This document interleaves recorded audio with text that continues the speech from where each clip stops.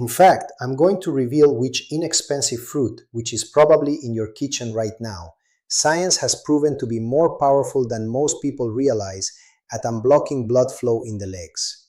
But before we continue, if you're over 45 or know someone who complains of heavy legs, swelling, or nighttime cramps, do that person a huge favor. Share this video right now. And subscribe to the channel and turn on notifications, because I post health content every week that health insurance won't give you for free. Deal? Then let's get started. Let me ask you a simple question. Do you know how blood flows back from your legs to your heart?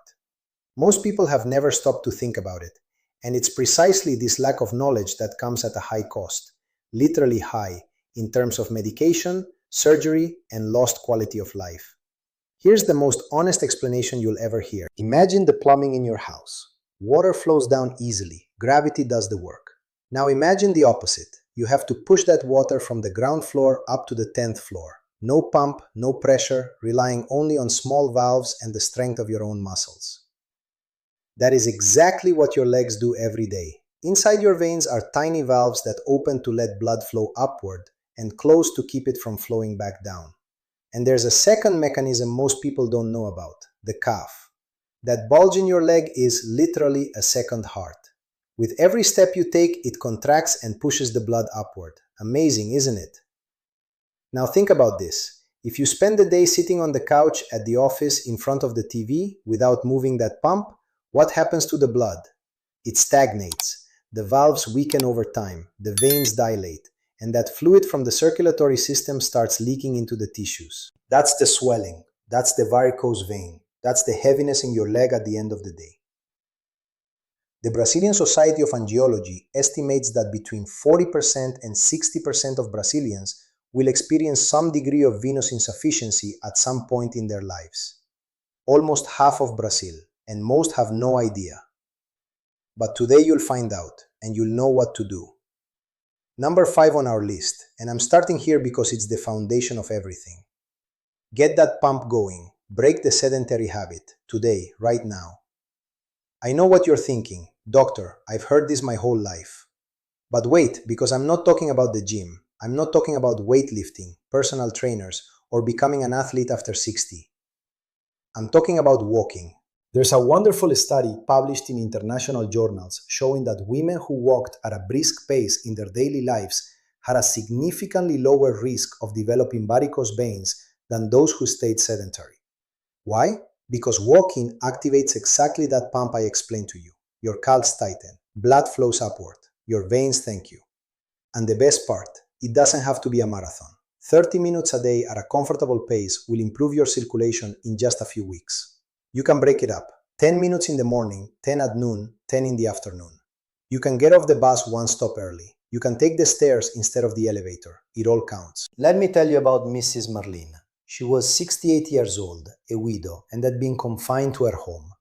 Her legs were covered in varicose veins, swollen up to her knees, with darkened skin, a sign that blood had been pooling there for far too long.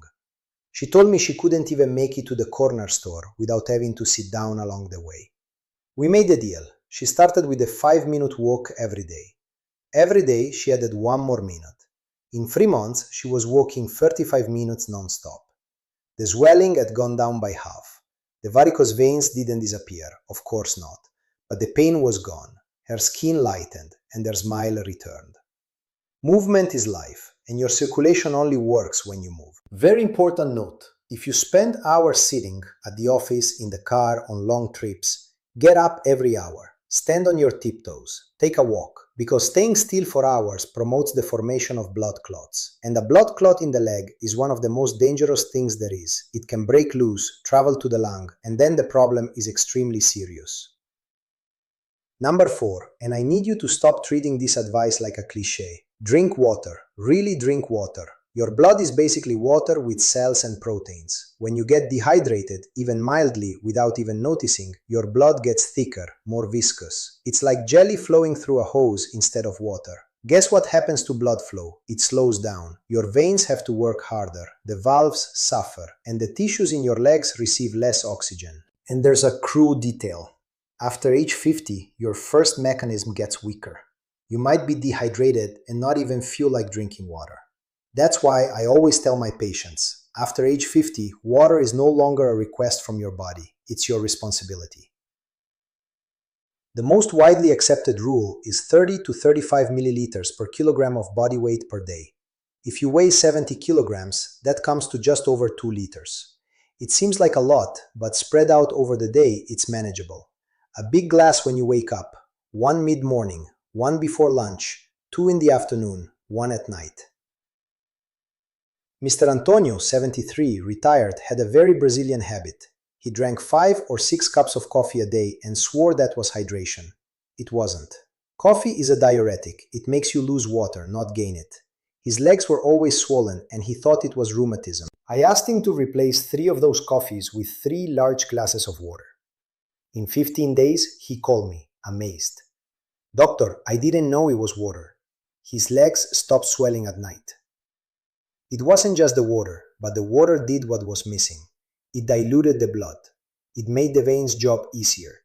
It helped the kidneys remove the excess fluid accumulated in the tissues. All for free, from the kitchen tap. Number 3, and this is the villain no one sees coming. When I say salt, you think of that little pinch you sprinkle on your salad. But the salt that's wreaking havoc on you isn't that one. It's the hidden salt, the kind found in potato chips, filled cookies, packaged tomato sauce, canned meat, instant noodles, French bread, and processed cheese. That's sodium that enters your body without you even knowing it. And what does excess sodium do? It draws in water. Where there's salt, there's water. It's basic chemistry. When you consume too much sodium, your blood volume increases, the pressure inside your veins rises, those fragile valves in your legs suffer more, and swelling in your ankles appears. The World Health Organization recommends less than 5 grams of salt per day. The average Brazilian consumes twice that amount, sometimes 3 times as much. And sugar? Oh, sugar is the silent villain of your circulation. When you consume too much refined sugar, soda, processed sweets, white flour every day, your blood becomes chronically inflamed. The cells lining your arteries and veins become damaged, and fat loves to stick to a damaged wall. That's how the narrowing of blood vessels begins. Claudia, 62, a retired teacher, came to the office with nighttime leg cramps, tingling in her feet and blood pressure that was constantly fluctuating. She thought she was eating well, and at lunch she really was. Rice, beans, salad, chicken. But the problem was the snacks. Filled cookies, store-bought cake, and soda with dinner. We made a simple change. The cake was replaced with a small square of 70% dark chocolate. Within 3 months, her blood pressure stabilized, the cramps stopped, and she lost 4 kilos without going on any diet. Today, grab a product from your cupboard and read the label. If it says sodium over 400 milligrams per serving or sugar over 5 grams, think twice. Your circulation will thank you with every heartbeat. Before we continue, I need a favor from you. If you've learned something here that your doctors never explained to you this clearly, leave a like below. This simple gesture helps this video reach more people who need to hear this. And in the comments, tell me, which city are you watching from? I read every comment and love hearing where you're from. Share this with that person who complains about swollen legs, fatigue, or nighttime cramps. It might be the video they needed to see today. Deal? Then let's move on to the 2 most important items on this list. Number 2, and I'm going to be straight with you because I respect you too much to lie. If you smoke and are complaining about poor circulation, heavy legs, cold feet, or varicose veins that are getting worse, cigarettes are slowly killing you from the inside. And your circulation is one of the first things to go.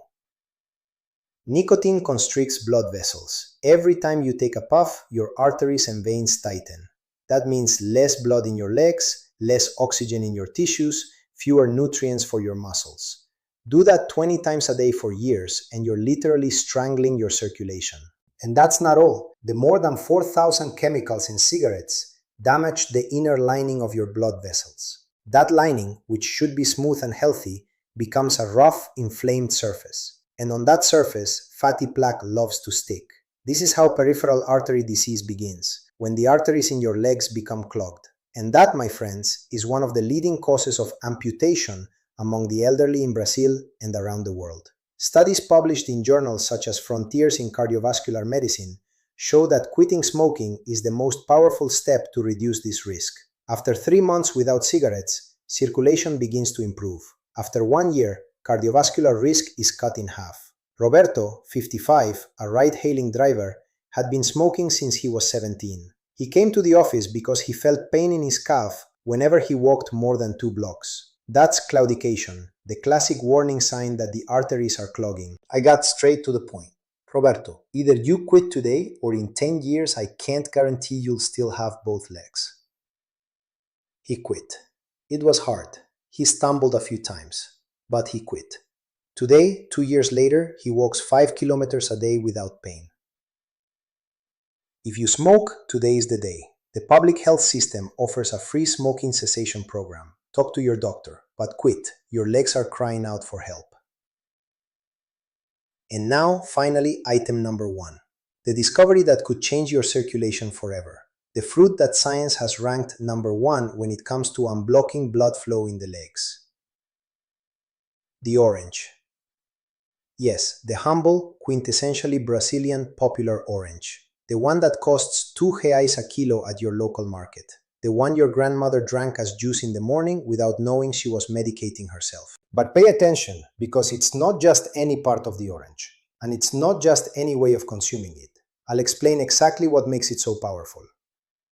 Inside the orange, especially in that white part we usually throw away, and in the segments, there's a substance called hesperidin.